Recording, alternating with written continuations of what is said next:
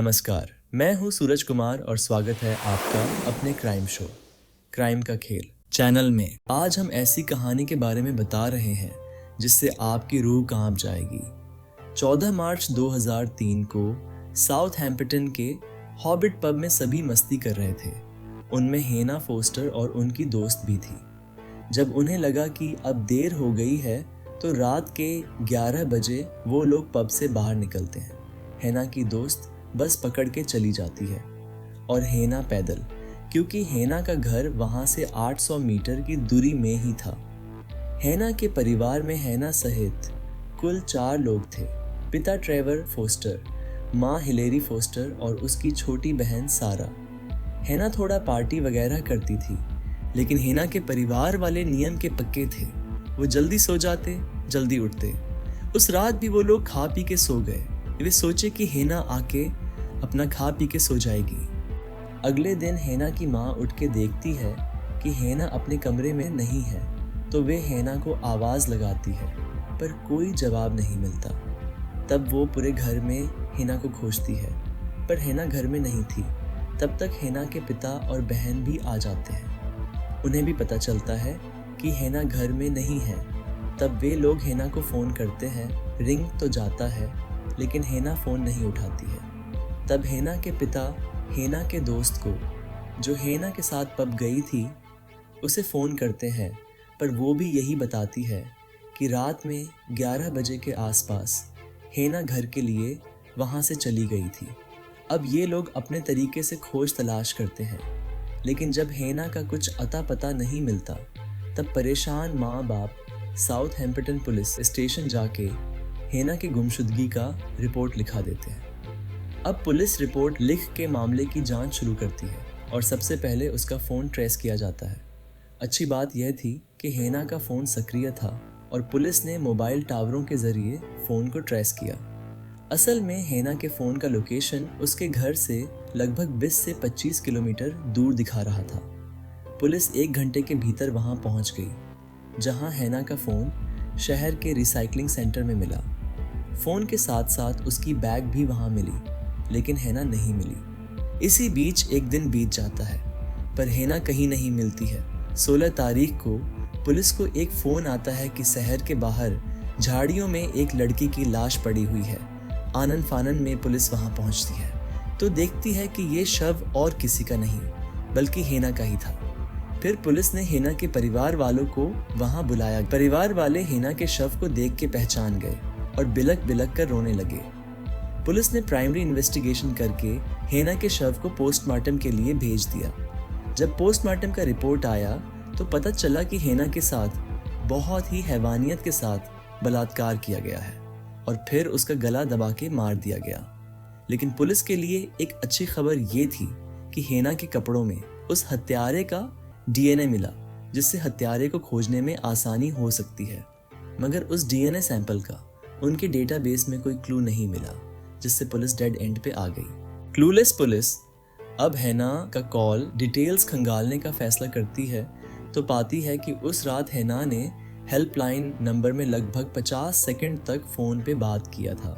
इसके बाद पुलिस उस ऑपरेटर से पूछती है कि हेना ने उससे क्या बात की, तो ऑपरेटर बताता है कि फ़ोन तो आया था, लेकिन उधर से किसी का आवाज़ नहीं आ रहा था, जबकि मैं बोले जा रहा था कि ये हेल्पलाइन नंबर है, कुछ मदद चाहिए। अब पुलिस उस रिकॉर्डिंग को ध्यान से आवाज़ बढ़ा के सुनती है तो पाती है कि हेना किसी चलती हुई गाड़ी में होगी और उन्हें किसी साउथ एशियाई मूल के आदमी का आवाज़ भी सुनाई देता है। वो आदमी हेना से कुछ पूछ रहा होता है, पर हेना चुप, शांत और डरी हुई रहती है। अब पुलिस टीम सीसीटीवी खंगालने लग जाती है। पुलिस उस समय से जहां हेना के दोस्त ने हेना को अलविदा कहा था, वहां से लेके हेना के घर तक का सारा फुटेज देख के 7 गाड़ियों को टारगेट करती है। 7 गाड़ियों का डिटेल्स जब बाहर आता है, तब एक कंपनी हैज़लवुड फूड्स के सुपरवाइज़र का फ़ोन पुलिस को आता है कि 7 गाड़ियों में एक गाड़ी का डिटेल्स उनके एक वैन से मिलता है। ना ही मिलता है, बल्कि जहां हेना का लोकेशन दिखा रहा है, वही उनके गाड़ी का भी लोकेशन था और वो गाड़ी उनके एक ड्राइवर के पास था। चूँकि उसके पास अपना गाड़ी नहीं था, सो वो कंपनी का ही गाड़ी अपने घर आने जाने के लिए उपयोग कर रहा था। सुपरवाइज़र पुलिस को बताता है कि वो ड्राइवर इंडिया से है और उसका नाम मनिंदर पाल सिंह है। 15 तारीख को वो सुबह काम पे आता है। तब उसके चेहरे में मैंने कुछ निशान देखे भी थे जो पहले नहीं थे। आधा दिन काम करने के बाद वो तबीयत ठीक नहीं है बोल के गाड़ी भी यही छोड़कर चला गया और अभी तक काम में वापस नहीं लौटा है। इतना सुनते ही पुलिस फॉरेंसिक टीम को लेकर उस कंपनी में पहुंच जाती है। फॉरेंसिक टीम को उस गाड़ी में ब्लड के ट्रेसेस मिल जाते हैं, लेकिन पुलिस और गहराई से जांच करने के लिए सारे सीसीटीवी को फिर से देखती है तो पाती है कि जहाँ पे हेना का फ़ोन मिला था और जहाँ पे लाश वहाँ पे वो वैन साफ दिखाई दे रहा था। अब पुलिस को कोई शक नहीं था कि हेना का बलात्कार और खून मनिंदर ने ही किया है। पुलिस वहाँ से मनिंदर के घर का एड्रेस लेकर वहाँ पहुँचती है तो घर में मनिंदर की पत्नी और 2 बेटे होते हैं। मनिंदर की पत्नी, जो एक ब्रिटिश सिटीज़न होती है, बताती है कि मनिंदर तो 18 मार्च को इंडिया चला गया क्योंकि उसकी माँ का तबीयत ठीक नहीं था। अब चूंकि मनिंदर इंडिया चला गया था और बिना ठोस सबूत के वहाँ की पुलिस इंडिया में बात नहीं कर सकती थी, इसीलिए उन्होंने मनिंदर के बेटे का डीएनए हेना के कपड़े में जो डीएनए मिले थे उससे मिलान करवाया, जो मैच हो गया। इससे पुष्टि हो गई कि मनिंदर पाल ही असली दोषी था। इसके बाद इंग्लैंड की पुलिस ने सरकार के माध्यम से भारत से संपर्क किया। चूंकि मनिंदर पाल का पैतृक घर भारत के चंडीगढ़ शहर में था, वहाँ की पुलिस से सहायता मांगी गई। इसके बाद चंडीगढ़ पुलिस ने मनिंदर के घर का पता हासिल किया और वहाँ पहुँची। वहाँ पुलिस को पता चला कि मनिंदर पाल कुछ दिन पहले अपनी माँ से मिलने आया था, लेकिन 3-4 दिन रुकने के बाद वह चला गया। तब से उसने घर से संपर्क नहीं किया। पुलिस को मनिंदर पाल के परिवार से एक और जानकारी मिली कि जब वह इंग्लैंड में था तो वह पगड़ी पहनता था और दाढ़ी रखता था, लेकिन भारत आने पर उसने दाढ़ी साफ कर ली और बाल भी कटवा लिए थे। सब कुछ पता हो जाने के बाद भी ये केस बस रुक गया क्योंकि मनिंदर का कुछ अता पता नहीं चल रहा था। चंडीगढ़ पुलिस से भी कोई हेल्प नहीं मिल रहा था। तब हेना के पेरेंट्स ने तय किया कि अब वो लोग ही उस हत्यारे को पकड़ेंगे और 15 महीने बाद 10 जुलाई 2004 को वो 10 दिन का वीज़ा लेके भारत आ जाते हैं। यहाँ आके वो चंडीगढ़ जाते हैं, मगर उन्हें निराशा ही हाथ लगती है। तब वो दिल्ली जाकर बड़े बड़े मीडिया हाउस तक अपनी बात पहुँचाते हैं। तब जाकर ये खबर आग की तरह पूरे भारत में फैल जाती है। इतना ही नहीं, मनिंदर का पगड़ी वाला और क्लीन शेव वाला दोनों तस्वीरें भी मीडिया में दिखाया जाता है। हेना के माता पिता एक हॉटलाइन भी खोलते हैं। साउथहैम्पटन पुलिस ने न्यूज़ एजेंसी द सन के ज़रिए घोषणा की, जो भी मनिंदर के बारे में खबर देगा उसे वो लोग 50 लाख रुपए इनाम में देंगे। 15 जुलाई को कालिम्पोंग, जो दार्जिलिंग डिस्ट्रिक्ट में है, एक टैक्सी ड्राइवर एक रिटायर्ड पुलिस अफसर को बताता है कि ये जो टीवी न्यूज़ में हेना और मनिंदर आ रहा है, इस मनिंदर को मैं जानता हूँ। ये मेरा टैक्सी कभी कभी भाड़े में लेता है। चूँकि वह रिटायर्ड पुलिस अफसर भी इस केस को फॉलो कर रहा होता है, तो वो तुरंत उस टैक्सी ड्राइवर को उसे दिखाने को बोलता है और देखते ही पहचान जाता है। लेकिन वो देखता है कि ये तो नेपाल जाने वाली बस में बैठा हुआ है, तो वो तुरंत लोकल पुलिस थाने को इन्फॉर्म करता है और इस तरह से मनिंदर को नेपाल जाने वाली बस से गिरफ्तार किया जाता है। साथ ही एक महिला को भी गिरफ्तार करती है जो कि उसकी बीबी होती है। मनिंदर यहाँ आके भी दूसरी शादी किया हुआ रहता है। यहाँ पुलिस को पता चला कि मनिंदर पाल टीवी चैनल्स और अखबारों में अपनी खबर देखकर नेपाल भागने की योजना बना रहा था। अब मनिंदर को गिरफ्तार करके दिल्ली लाया गया और कुछ दिन की हिरासत में रहने के बाद उसने अपने अपराध को कबूल कर लिया। फिर उसने बताया कि उसने हेना की हत्या कैसे की थी। कहानी कुछ इस तरह थी। दरअसल 14 मार्च 2003 की रात मनिंदर अपनी वैन में उसी सड़क पर खड़ा होकर शराब पी रहा था जहां हेना गुजरी थी। लेकिन जब उसने हेना को देखा तो उसके मन में गंदे ख्याल आने लगे। इसके बाद उसने हेना को जबरदस्ती अगवा कर लिया और वैन में डाल दिया। हालांकि हेना ने मनिंदर से छोड़ने की गुहार लगाई, लेकिन मनिंदर ने उसकी बात नहीं मानी। इस बीच हेना ने इमरजेंसी हेल्पलाइन नंबर भी डायल किया, लेकिन मनिंदर की मौजूदगी के कारण वह कुछ नहीं बोल सकी। इससे कॉल ऑपरेटर को लगा कि शायद यह मिस डायल है। बाद में मनिंदर ने हेना को एक सुनसान जगह ले जाकर उसका रेप किया।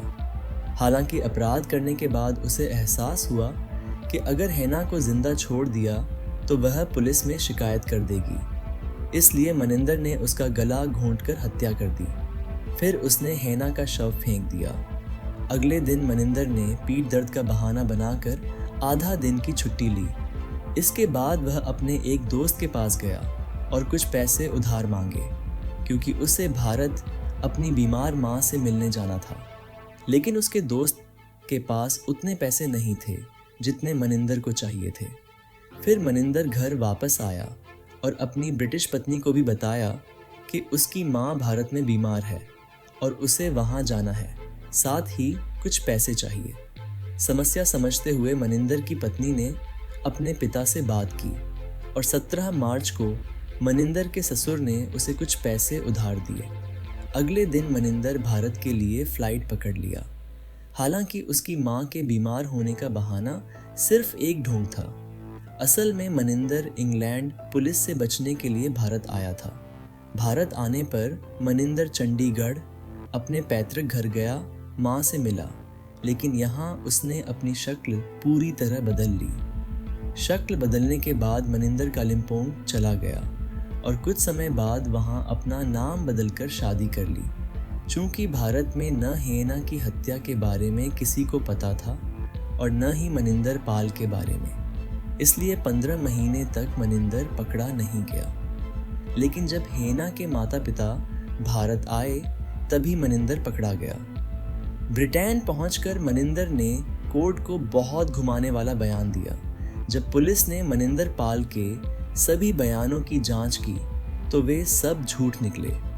अंततः 25 नवंबर 2008 को मनिंदर पाल के खिलाफ सभी आरोप साबित हो गए और उसे उम्र कैद की सज़ा सुनाई गई। अब उसे कम से कम 24 साल तक पैरोल के बिना जेल में रहना होगा। सज़ा के समय उसकी उम्र 41 साल थी और वह 2030 तक जेल में रहेगा। मनिंदर पाल को पकड़ने के लिए दिए गए 50 लाख रुपए के इनाम में से लगभग 4 लाख रुपए उस टैक्सी ड्राइवर को दिए गए जिसने सबसे पहले पुलिस को मनिंदर पाल के बारे में जानकारी दी। मेरा सलाम है हेना के माता पिता को, जिनके अथक प्रयास से एक बलात्कारी और हत्यारे को सज़ा मिली और हेना को इंसाफ मिला। तो यह थी हेना फोस्टर हत्याकांड की पूरी कहानी। अगर आपको हमारी मेहनत पसंद आई हो तो इस वीडियो को लाइक करते हुए शेयर भी ज़रूर करें। अगर आपने अब तक क्राइम का खेल चैनल को सब्सक्राइब नहीं किया है तो चैनल को सब्सक्राइब कर बेल आइकॉन ज़रूर दबा लें। क्राइम की दुनिया से जुड़ी ऐसी ही कहानियों के लिए हमारे साथ जुड़े रहे। धन्यवाद।